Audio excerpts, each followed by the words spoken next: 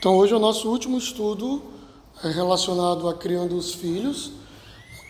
Muita coisa a gente poderia ainda discutir e muita coisa a gente poderia aprofundar ainda mais, mas nós ficamos como uma introdução, né, sobre esse tema.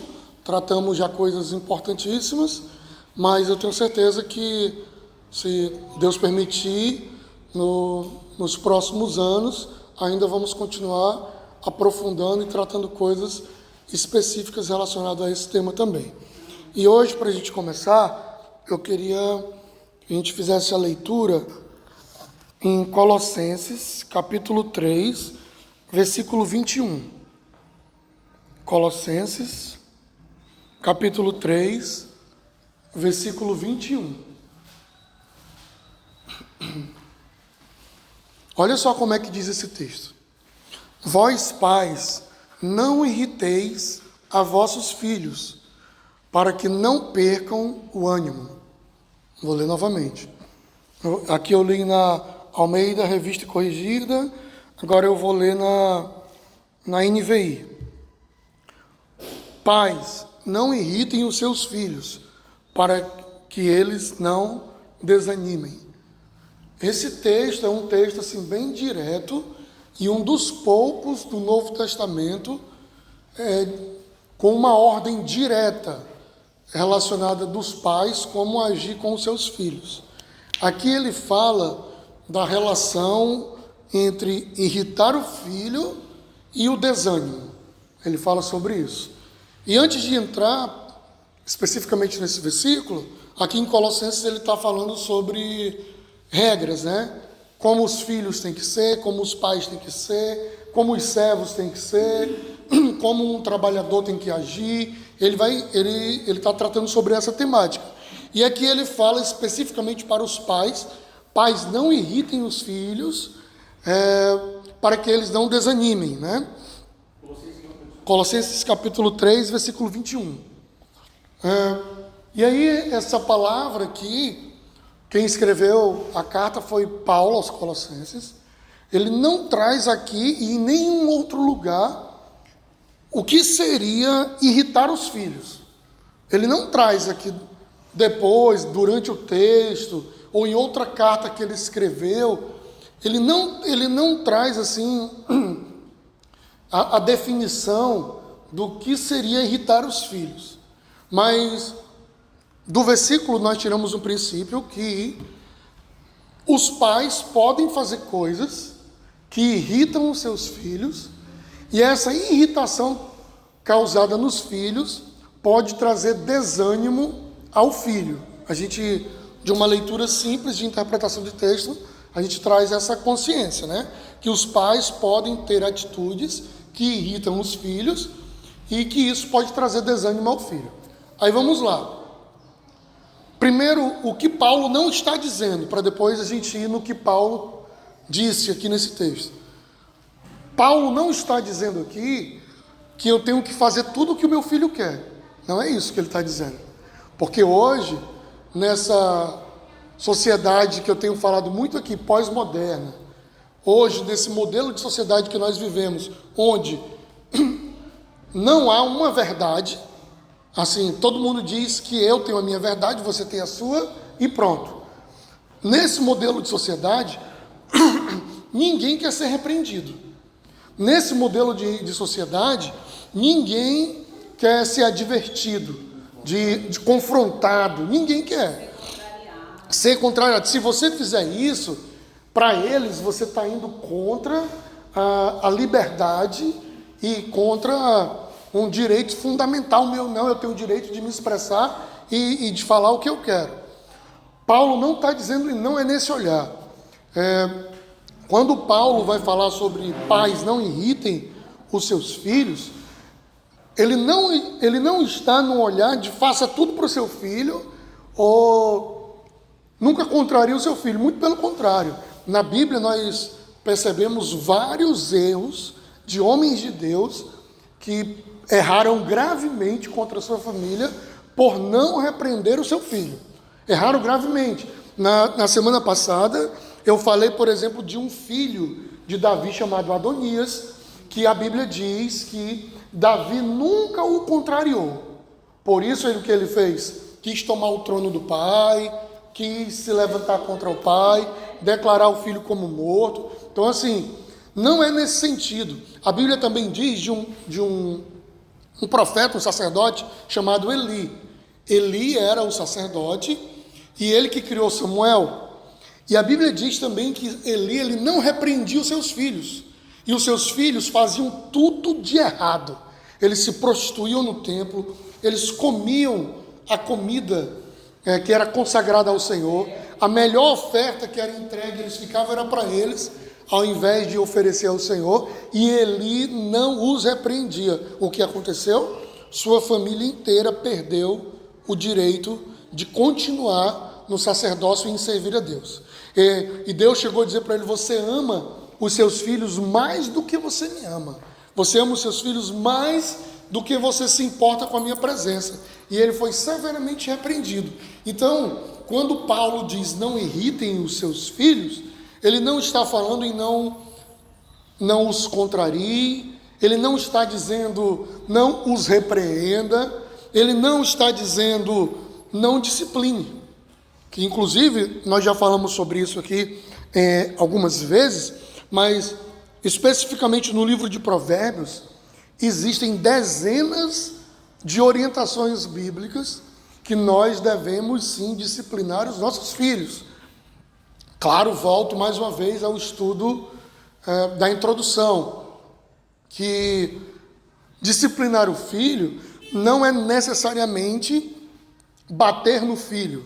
Disciplinar o filho não é extravasar uma raiva que você tem no seu filho. Muitas vezes os pais, eles chamam de disciplinar o filho porque ele se sentiu afrontado, aí ele quer mostrar a autoridade, que ele é que manda, ele não quer passar vergonha no meio das pessoas.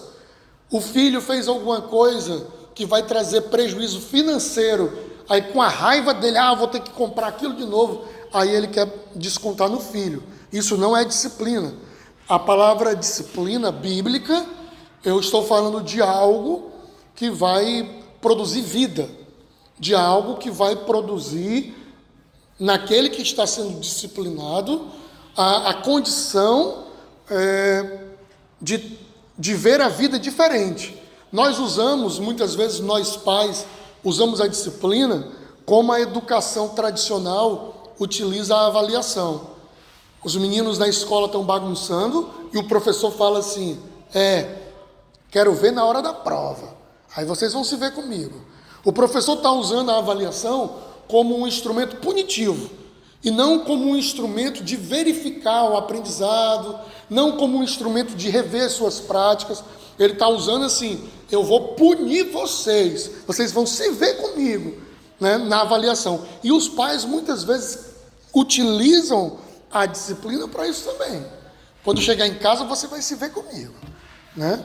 Olha, você está fazendo isso aqui, mas quem manda aqui sou eu, quer gritar e quer falar mais alto, quando na verdade a disciplina precisa ter um caráter de educação para que o outro aprenda a fazer diferente. Não que a gente venha lhe causar traumas complexos, vergonha para as outras pessoas, não é nesse sentido. É muito melhor você ficar envergonhado, é muito melhor você arcar com prejuízo, mas você ensinar realmente a lição de como é que deve fazer as coisas. Eu lembro uma historinha, eu acho que não é verdadeira, mas aquelas historinhas assim para fixar as coisas. Não sei se não é assim na escola, mas na nossa época assim, de estudo, as meninas tinham um negócio de ir no espelho do banheiro e dar beijo no espelho. E aí ficava lá marcado de batom, assim, no espelho do banheiro. E aí essa história diz que faziam isso e brigaram, colocaram o menino de castigo, deram advertência e não se resolvia. O menino pegava a advertência, na outra semana, beijo no espelho do banheiro de novo. Um dia, o espelho cheio de beijos, a diretora reuniu todas as meninas lá, levaram até o banheiro, falaram: vocês não podem fazer isso porque isso dá um prejuízo muito grande aqui na escola. E aí chamou o rapaz da limpeza. O rapaz da limpeza veio, ela falou, eu não lembro o nome que ela fala agora nessa historinha. Por favor, o senhor limpe, mostre para elas o trabalho que dá limpar esse espelho cheio de beijo. Aí ele pegou o paninho dele, aí ele metia o pano dentro do vaso sanitário e passava no espelho. No vaso sanitário e passava no espelho. E voltava várias vezes. Daquele dia em diante, o espelho nunca mais foi beijado, né? Foi melhor do que a advertência, foi melhor do que a expulsão, foi melhor do que grito. Foi disciplina que produziu mudança. E é isso que tem que ser feito. É isso que tem que ser abordado. A nossa disciplina, ela precisa produzir mais do que um efeito punitivo, mas um efeito corretivo, de corrigir aquele hábito, aquilo que estava sendo feito. E daquela forma, conseguiu alcançar o objetivo. Mas eu acho que elas não fizeram, acho que é porque ele pegava aquela água do vaso e elas não iam encostar a boca. Pois será isso não, porque se ele tivesse um paninho e tivesse tirado bem limpinho, né? Porque o batom sai fácil. Elas Iriam continuar, né? Pudesse fazer o que fosse, né? Mas ele foi cirúrgico. Mas não me respeita, ele tem medo.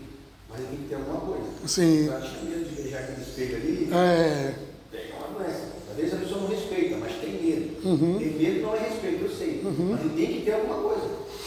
Tem que ter algo que dê limite, né? Senão ele não vai ter limite. É isso que eu entendo, não é ficar colocando medo na pessoa. Mas isso aí gerou um certo medo, né? Opa, não é o trabalho que o cara tem, é onde eu vou beijar.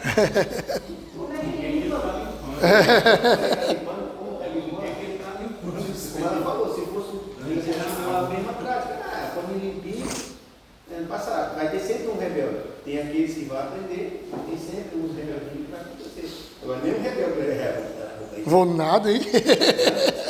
E é nesse sentido, às vezes, nós gastamos forças de uma maneira que não produz o resultado que a gente queria. E o resultado que a escola queria era o quê? Que o espelho parasse de ser beijado. Da maneira Né? que foi ou não, gerou naquelas meninas A consciência que não é bom fazer aquilo. Exatamente. Então, assim, quando ele diz, pais, não irritem os seus filhos, Colossenses, capítulo 3, versículo 21, que é a temática que nós estamos falando aqui, não estamos... Irritar não significa não repreender, irritar não significa fazer sempre à vontade, muito pelo contrário. Muitas vezes nós vamos contrariar sim, muitas vezes não vai, não será desse jeito, não é dessa forma, né? O Resgate tem uma canção que ele diz assim, quando nós somos jovens, nós achamos que a verdade, que a consciência mora na nossa cama, mora do nosso lado, né? Que a razão mora do nosso lado, e não é bem assim. Como é bom ter alguém para dizer não, a música ele vai dizer isso, né? Então, os nossos filhos, muitas vezes eles vão achar que a razão dorme ao lado da cama deles, com eles. Mas é maravilhoso ter sempre alguém para dizer não. Ter sempre alguém para dizer, não é desse jeito, é dessa forma, mas não com medir força, descontar raiva, medo de prejuízo. Não é por essas coisas. Não é por isso. Mas é com a consciência do que está sendo feito. Então, não irritar os filhos não é fazer tudo o que o filho quer. Se a gente fizer tudo o que os nossos filhos pedem ou que eles querem, nós vamos ter problema. Porque, primeiro, nós não vamos conseguir sempre fazer tudo. E, segundo, nós vamos construir o caráter de alguém que acha que na vida ele pode tudo, faz tudo, que não há limites, que tem tudo na hora que quer, como quer, né? Então, não é dessa forma, tá? Então, a disciplina não é... A irritação não é nesse sentido. E como seria, então, essa... Pais, não irritem os seus filhos, para que não desanimem, né? Nós podemos procurar, então, como nós faríamos isso de maneira que iria contra o ensinamento bíblico. E o primeiro que eu trago aqui, estatisticamente, muitos pais se separam a partir do nascimento do segundo filho. Estatisticamente, pais que só têm um filho permanecem casados mais do que pais que têm um segundo filho em diante. Estatisticamente isso. Mas não é o simples nascimento do filho, do segundo filho, que vai trazer esse problema ou algum tipo de problema. Mas uma coisa que pode produzir irritação nos filhos e que os pais precisam ter muito cuidado é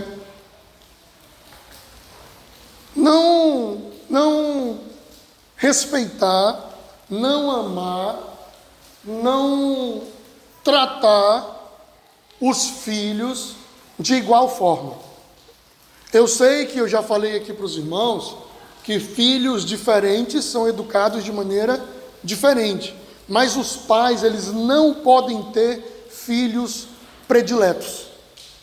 Os pais não podem ter o filho que eu mais gosto. Às vezes aquele que se parece mais com você, você quer gostar mais do que o outro.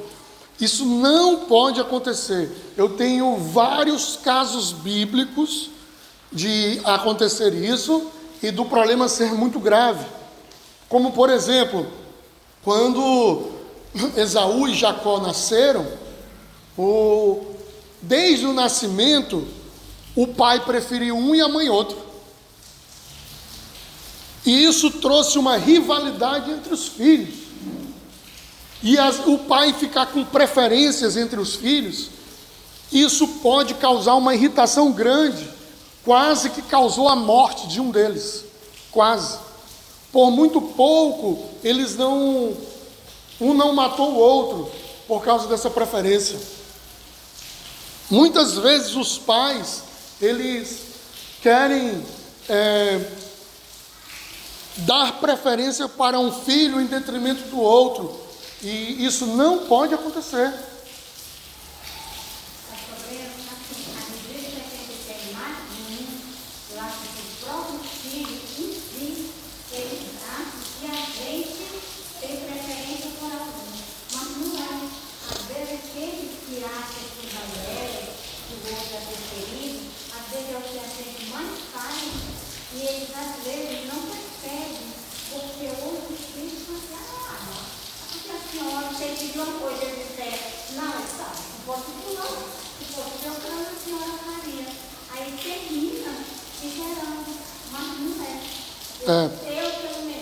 Pois é, muitas vezes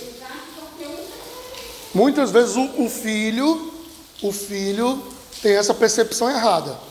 Mas eu também digo para a senhora que muitas vezes tem pais que preferem uns filhos em relação a outros. Muitas vezes.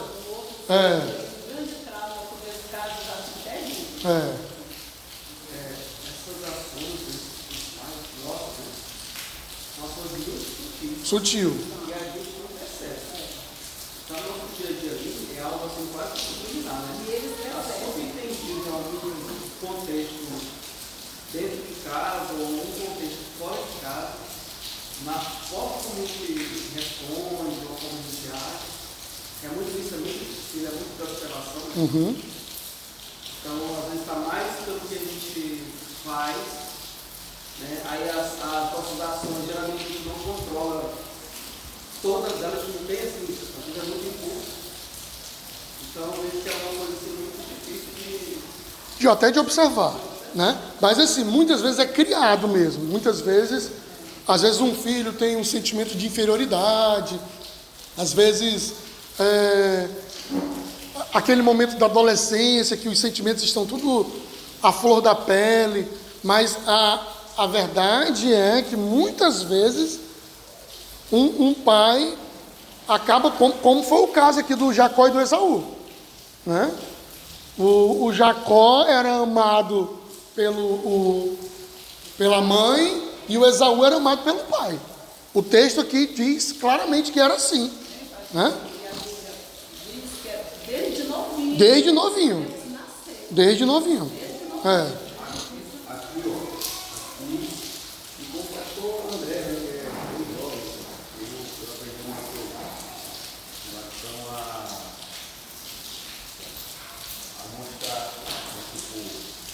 escolher o desenho porque não vê aquele filme.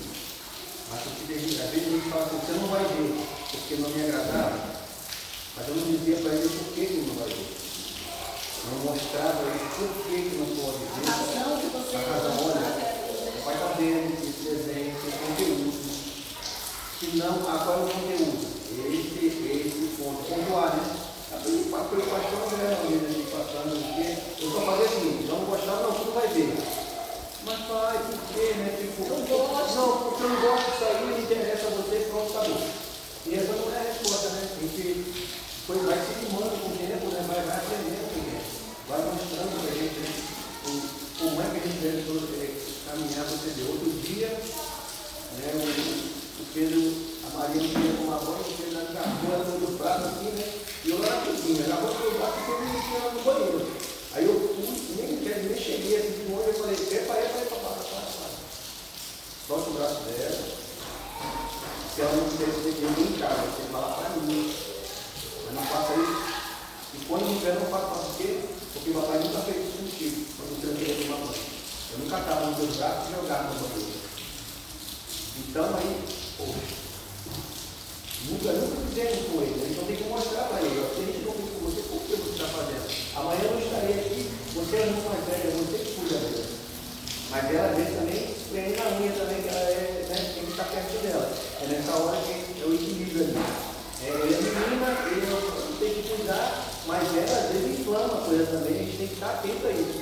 Porque simplesmente, muitas vezes, eu também fiquei do lado dela e não vi o lado dele. E a mãe dele vem, olha, isso aqui, ó, tá legal. Então, vai gerando uma certa raiva, né? Um suporte. Você não está vendo também. Então, muitas coisas hoje eu aprendi aqui.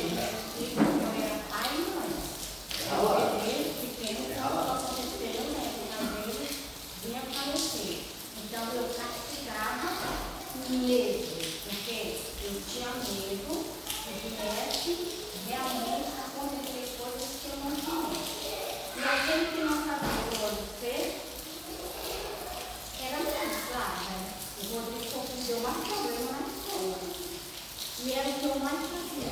Aí hoje ele veio na rua. O seu filho, que a senhora sempre tem. Ele tinha mais atenção, né? Aquilo que a gente tratou, né? Filhos diferentes precisam ser tratados de maneira diferente. Né? Só assim, o pai não pode ter filho predileto. Isso ele não pode ter. Né? Ele não pode ter o filho predileto. E aí, junto a isso, a escolha do filho predileto, uma coisa que traz a irritação e o desânimo do filho: comparação. Por que tu não é igual fulano? Por que tu não é igual Beltrano? Por que tu não é igual o filho de Beltrano? Por que tu não é igual o teu irmão? Por que os dois estudaram na mesma escola e por que tu não faz igual a ele? Eles são diferentes, gente. Eles são diferentes. Cada um tem o seu jeitinho, cada um tem a sua forma de ver o mundo. Um é bom em artes, outro é bom em matemática. Um gosta de história, outro de geografia. Eles são diferentes. Eles não vão seguir o mesmo caminho. Um vai gostar de construção civil, outro vai gostar de culinária, de gastronomia, sei lá. Um gosta de estudar e outro não. Um é ótimo nas vendas, outro não sabe fechar um negócio. Eles são diferentes. E a gente tem que saber amar a diferença. Porque, estamos falando sobre irritar os filhos. E aí, filho predileto. E também agora a questão de comparação. Né? Todo tempo comparando, todo tempo. E trago comparação nos dois níveis. Filho com filho e o meu filho com outro filho. Né? Isso vai ser uma irritação que vai dar desânimo nele. Né? Nem todo mundo espera essa competitividade assim, que às vezes o pai começa fazendo isso, até para estimular. Né? Assim, tu não olha... teu irmão, tua irmã, quando tinha tua idade, já fazia não sei o quê, não sei o quê, não sei o quê. Às vezes a intenção dele era estimular. Mas não está estimulando não, está trazendo desânimo.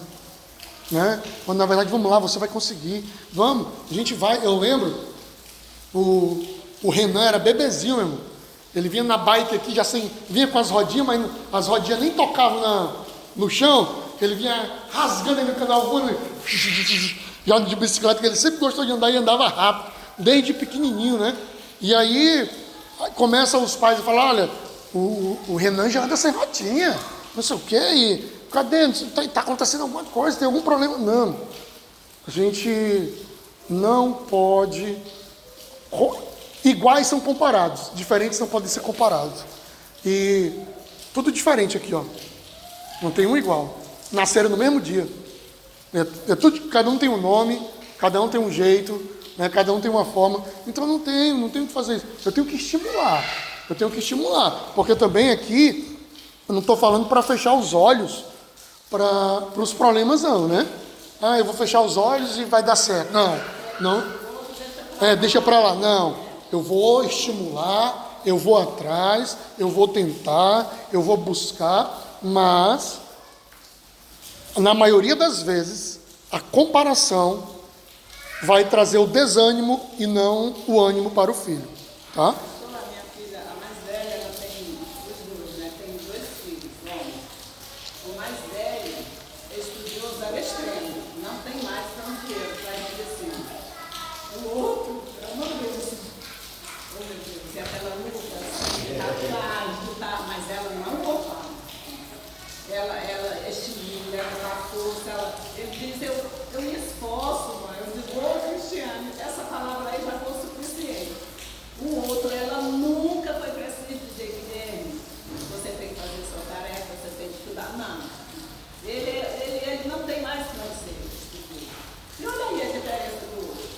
O outro passa de ano tudo, mas naquela luta ali que ela tem que deixar tudo, der tarefa, fazer com ele, estudar. É sempre aquela luta. E aí às vezes... e às vezes aí a nossa natureza quer gostar mais de um e deixar o outro menos, e a gente não pode.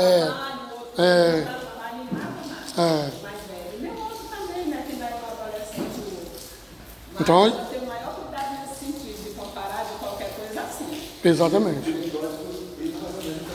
Mesma ideia, exatamente. Isso lembrou muito bem aqui, né? Parábola do filho pródigo, né?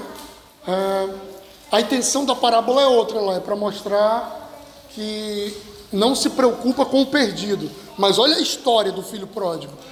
O pai tinha pelo menos 2 filhos, um pede para ir embora, leva a sua parte nos bens. Os bens eram do pai, o filho, o irmão, não leva a parte do outro irmão. O irmão levou o que era a parte dele, que era do pai dele, né? Sai, gasta tudo, decide voltar. Quando decide voltar, o pai, que ainda é dono de tudo, porque ele é vivo, faz uma festa e recebe o filho com festa. O outro irmão, ele, não, como assim? Esse teu filho ainda nem o meu irmão. Esse teu filho aí, ó, ele foi, gastou tudo, voltou. E aí quando tu volta, ele faz uma festa e para mim tu não faz nada, né? Não dá nada. E olha o sentimento dele, né? Tu gosta mais do meu irmão do que de mim, né? Porque eu tô aqui, tu nunca fez nada para mim. E aí na cabeça dela gostar mais dele. E aí vem esse teu filho aí faz isso. O pai poderia ter feito muitas coisas. Ter dito, em primeiro lugar, o boi era meu, que eu matei, não era do seu. Em segundo lugar, o dinheiro que ele gastou não era seu também, era o que era dele. Então você não tinha nem que se meter, porque era do dinheiro dele que ele gastou, não fez nem falta para ti. Terceiro, não é o teu filho, não, é o teu irmão, porque ele é teu irmão, vocês são filho igual. Vocês são filho igual, não tem esse negócio que é um, que é outro, não sei o quê. E outra coisa, fiz o churrasco aqui para ele, fiz sim, porque ele estava morto, perdido, voltou, e você nunca fez aqui, porque o que tem aqui agora é teu. Por que tu não fez da tua parte também, alguma coisa? Por que tu não te importa com teu irmão que voltou, que estava perdido e voltou? Mas não. Mas aí existiu o quê? Uma rivalidade.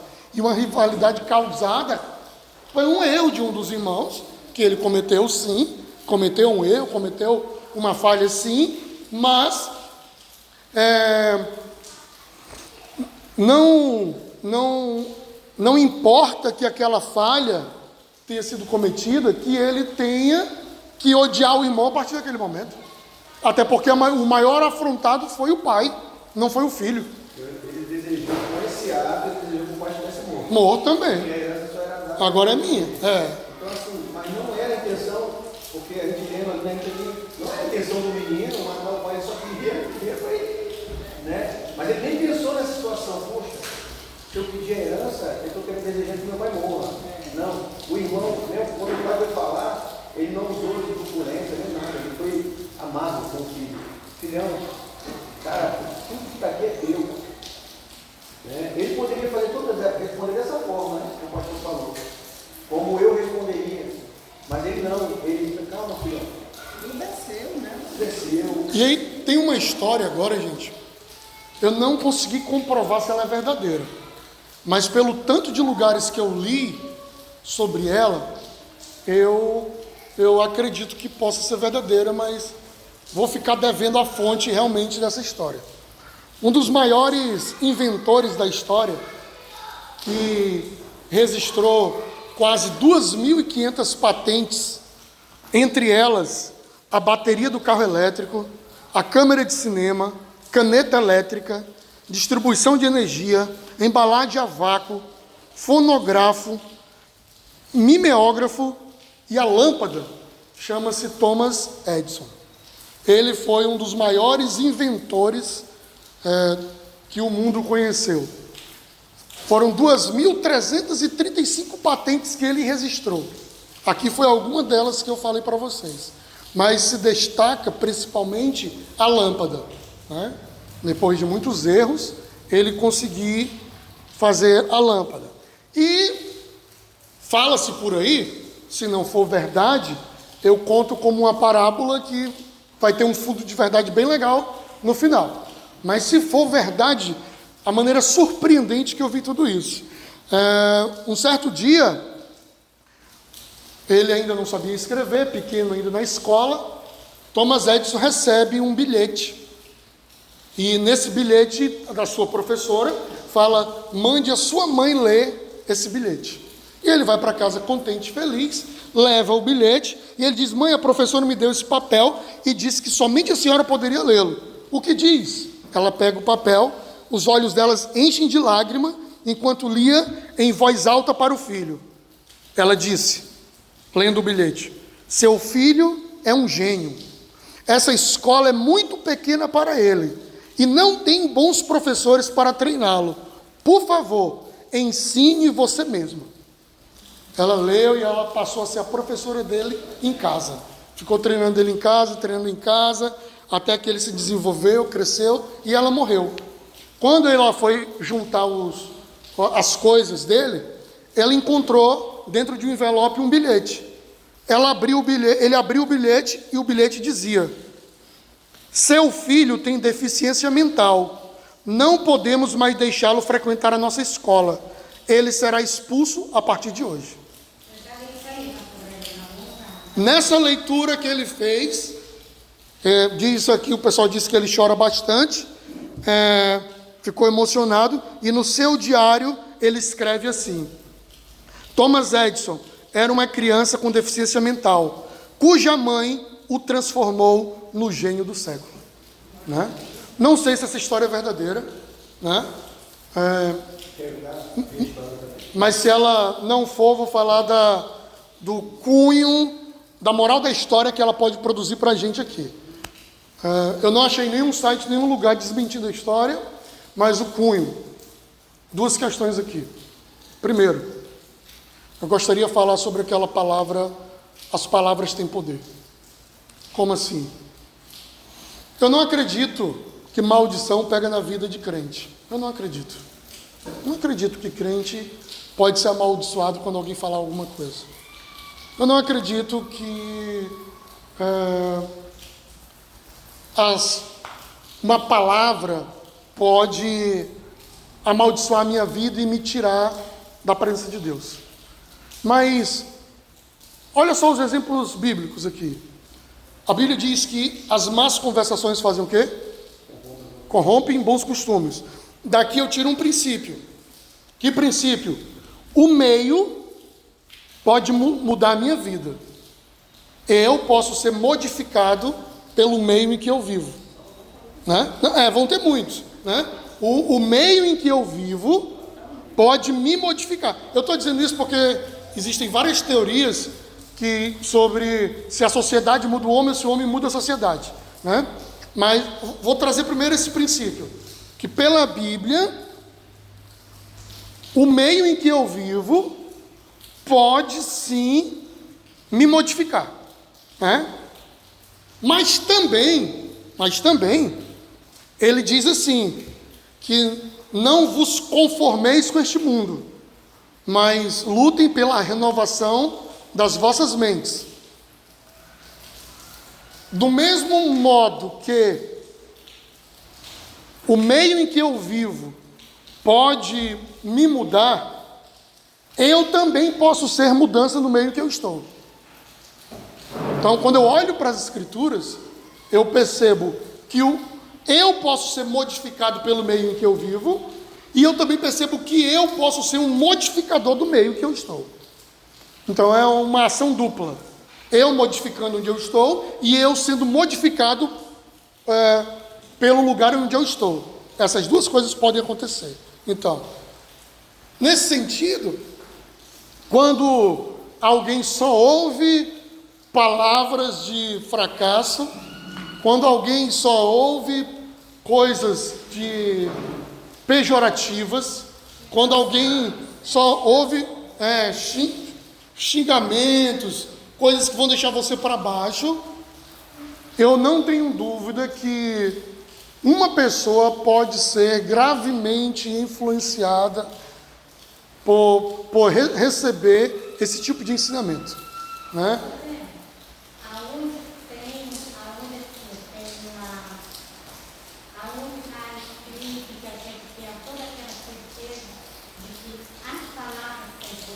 Não existe esse texto.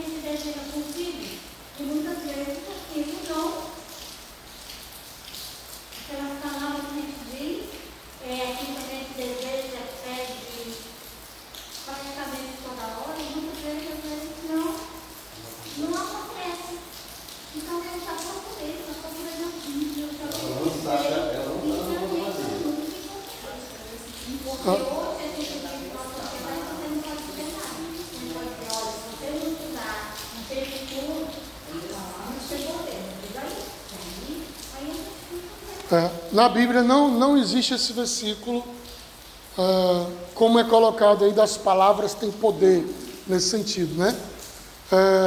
Só que a Bíblia fala assim, eu quero trazer à memória o quê? O que me traz esperança. Então eu vou falar de esperança ou de morte? A Bíblia fala assim, que a boca fala do que o coração está cheio.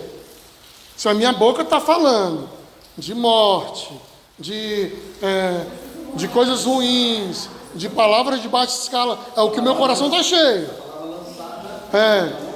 A palavra lançada, ela não volta. Então, assim, eu estou pegando princípios. Quando Jacó queria que nascessem ovelhas rajadas, ele colocava elas para ver matos coloridos. Quando ela queria que nascesse ovelhas brancas, ele colocava para ver matos brancos. Quando queria que eles fossem negras, ele colocava matos escuros. O que eu tenho mostrado para os meus filhos? O que eu tenho colocado para eles ver? O que eu coloco para eles? Eu digo assim, eu tenho que dizer, mesmo tu sem querer estudar, tu precisa fazer diferente, porque é quem estuda é quem vai alcançar os melhores lugares. Você não gosta de fazer isso e aquilo, né? Você precisa ir além disso daí, porque desse jeito, só se acontecer um milagre na sua vida, Mas eu não posso ficar querendo desejar coisas ruins, né? Eu não posso ficar querendo desejar coisas que são pejorativas, né? Eu falo, não, mas eu estou vendo a realidade. Motivacional, principalmente para eles que estão nessa fase. Eu vejo gente que às vezes se inscreve no concurso e não estuda. Aí você tem uma obrigação religiosa. Você pode, vai dar tudo certo, vai ficar abençoado. Aí você vai, quando eu vi uma vez que estava todo lá, eu vou fazer o concurso, vai estudar para dominar. Não pega nem, às vezes esquece até a caneta. Isso aí está errado, mas você também dizer, esse menino não presta, não vai valer de nada, não vai alcançar nada, desse jeito aí vai ser um... Não pode também, entendeu?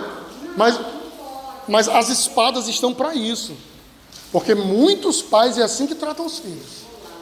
É assim que tratam os filhos.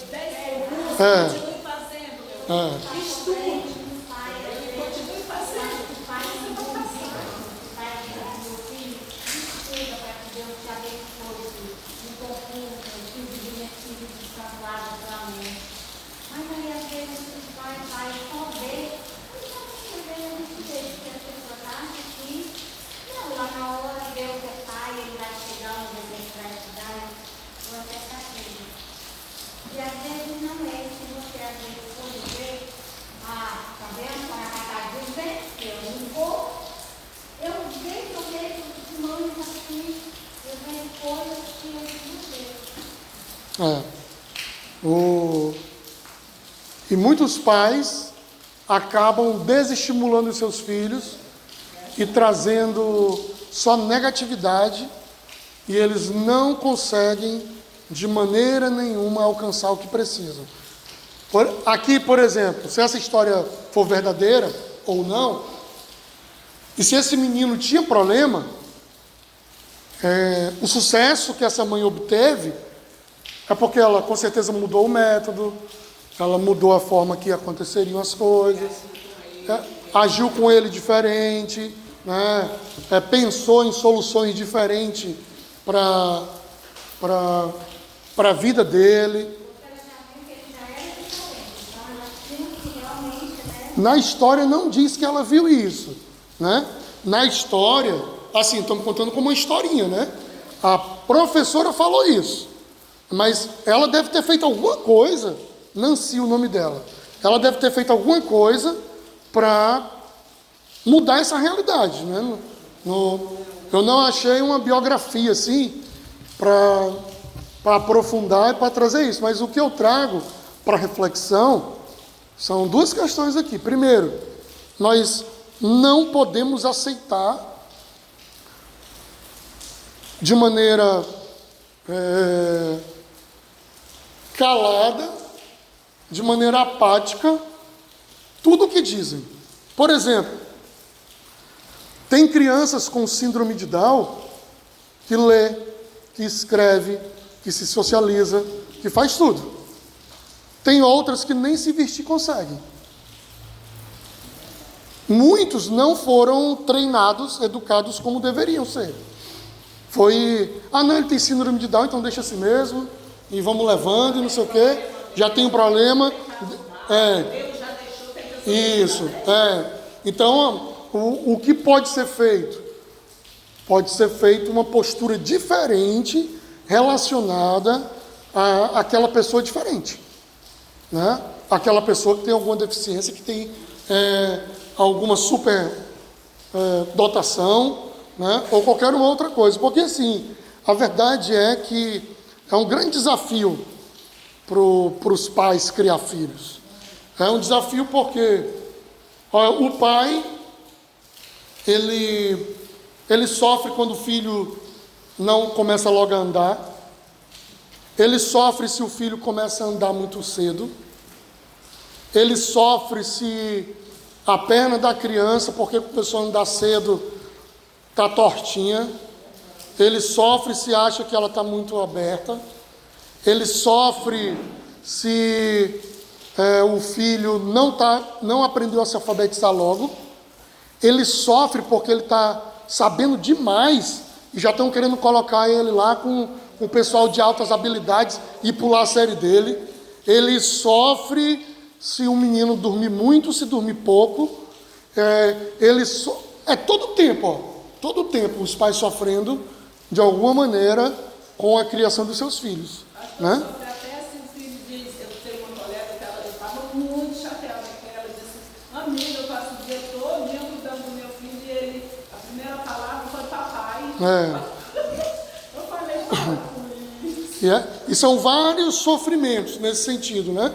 Sofre com filhos sendo diferentes um do outro, com a personalidade diferente, filho do mesmo pai e da mesma mãe, mas às vezes completamente diferentes, né, no modo de ser, de fazer. Sofrem com essa questão que a gente falou aqui das palavras, né? Se eu falar isso, vão dizer que eu estou desanimando meu filho, mas se eu falar aquilo, eu não vou estar sendo condizente com a realidade que ele precisa modificar. Sofre quando a pessoa fala, só quer saber de criar ele na igreja. Outro sofre porque não trouxe para a igreja. São muitos sofrimentos, né, na criação do filho. E eles não vêm com manual de instrução, né? Assim, ligue isso primeiro, depois aquilo. Por isso, dentro dessa temática que a gente falou sobre irritar os filhos, eu digo ainda, lute por seus filhos, sempre, lute. Lute por eles sempre. Lute, quer seja buscando uma ajuda médica, lute, quer seja com ajuda espiritual, lute, seja abrindo mão de alguma coisa para estar com eles. Lute pelos seus filhos. Lute todos os dias. Eu não sei qual foi a luta da Nancy da história, mas ela lutou, com certeza. Eu não sei qual foi a luta que cada um precisa travar para chegar onde chegou ou para ir aonde tem que ir, mas lute pelos seus filhos sempre. Como domingo passado, né? Que a gente falou sobre a importância de orar por eles, de estar presente na vida deles, né? Lute em oração, lute em presença, lute se ele tiver alguma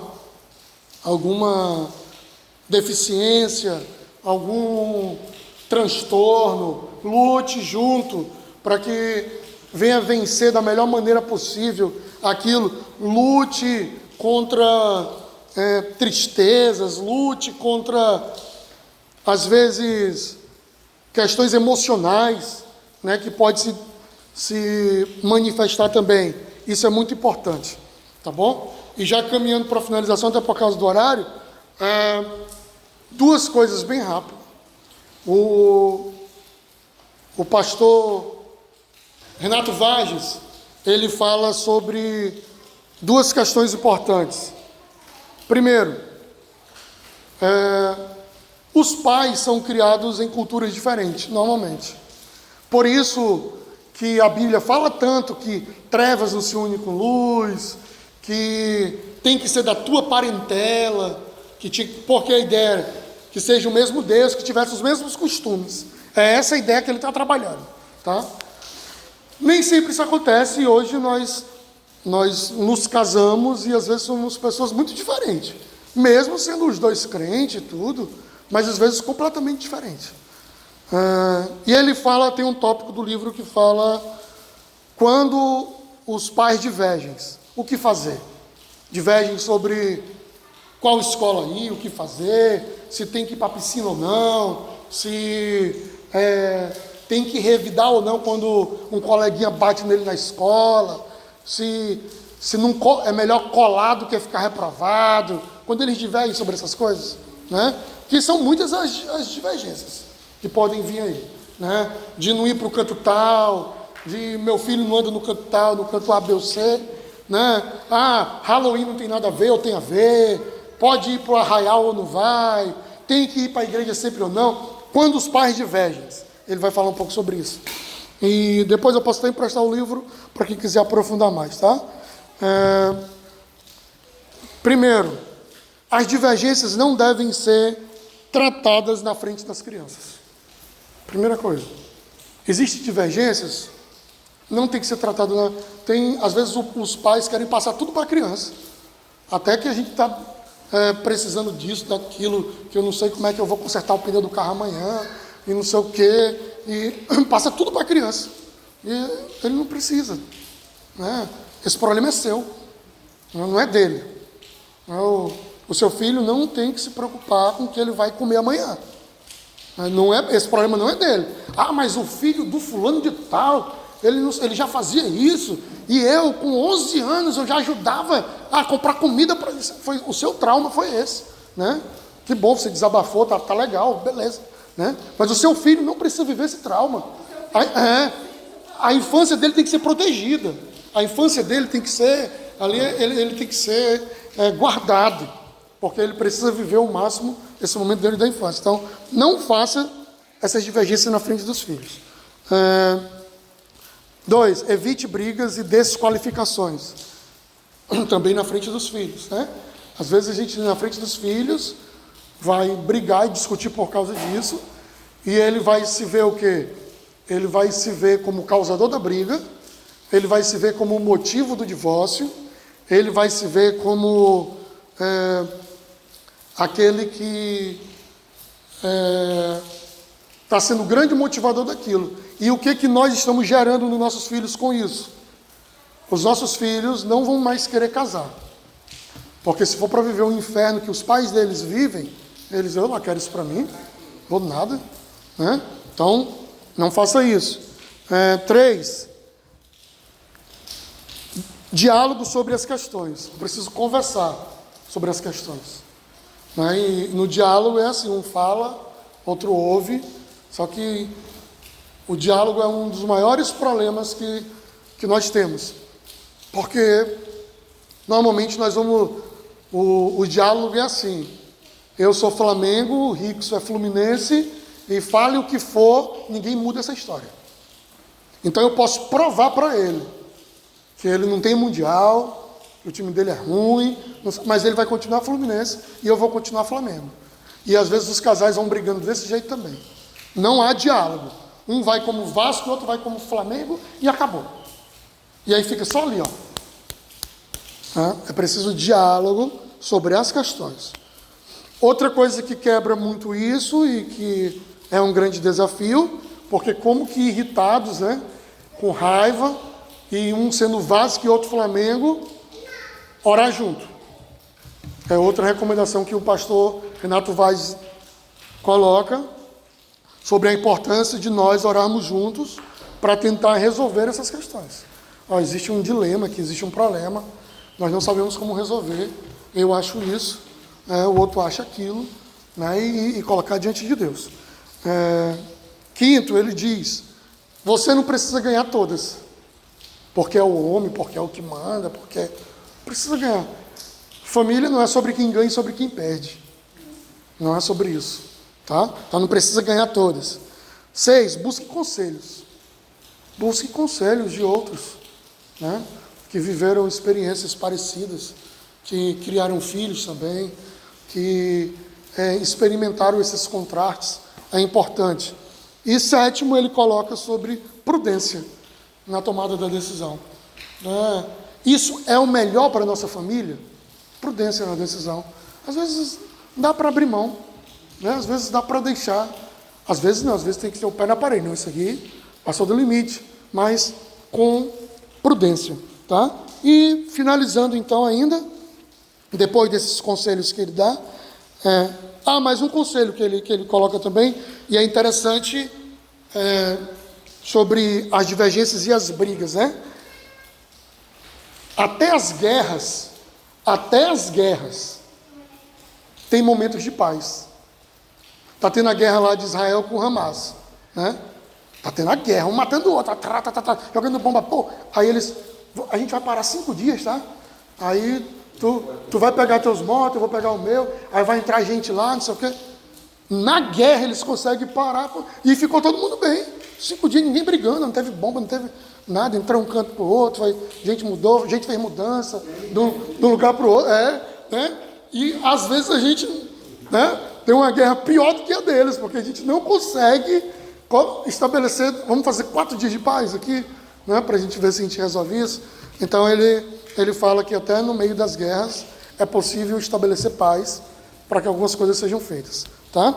E finalizando tudo isso, então, o pastor Renato fala que em nós está o poder de romper um ciclo. Como assim? Talvez o que a gente reproduz é o que a gente já viu de pais, de avós, de outra coisa. O jeito que a gente faz. Só que em nós está o poder de romper esse ciclo de distanciamento dos filhos, de não orar por eles, de brigas desfreadas, de filhos órfãos de pais vivos. Em nós está o poder de quebrar isso, de lutar pelos nossos filhos, de se importar com eles, de disciplinar, de não irritar, de fazer diferente. Em nós está isso. Em nós está o poder de romper essa linha completamente errada que vem. Tem famílias nossas, às vezes de tradição, que sempre vem de divórcios, que sempre vem de filhos criados sozinhos. Tem, às vezes, o nosso histórico de vida é um histórico de rompimento, e nós temos que parar, sentar e tomar uma consciência. Vamos romper o ciclo, gente. Vamos romper o ciclo da ignorância, vamos romper o ciclo da agressividade, vamos romper o ciclo de desanimar os filhos, de irritá-los. Vamos romper o ciclo de tudo isso que a gente tem discutido aqui ao longo desses estudos e de tudo isso que a gente tratou, né? E fazer isso é fácil? Não é, gente. Não é fácil, né? Mas é uma decisão de romper, uma decisão de fazer diferente, uma decisão eu vou caminhar de uma outra forma a partir de agora. Eu vou ter uma visão diferente de tudo isso. E eu espero, a gente finaliza nossa última escola bíblica dominical de 2023, falando sobre criando nossos filhos. Eu espero que a gente comece a desejar, então, a ter uma família diferente, filhos diferentes, e que o maior de tudo, eu acho que hoje, o nosso maior desafio para educar os nossos filhos é educar a nós mesmos. Esse é o maior desafio. A mudança começa em nós. Para educar os filhos, a mudança começa 30 anos para trás. Então que a gente venha mudar, porque eles podem não nos ouvir, mas vão nos imitar. Podem não falar o que nós falamos, mas vão observar o que nós temos vivido e o que temos feito. Tá certo? Alguém tem alguma pergunta, alguma questão? Gostaria de colocar?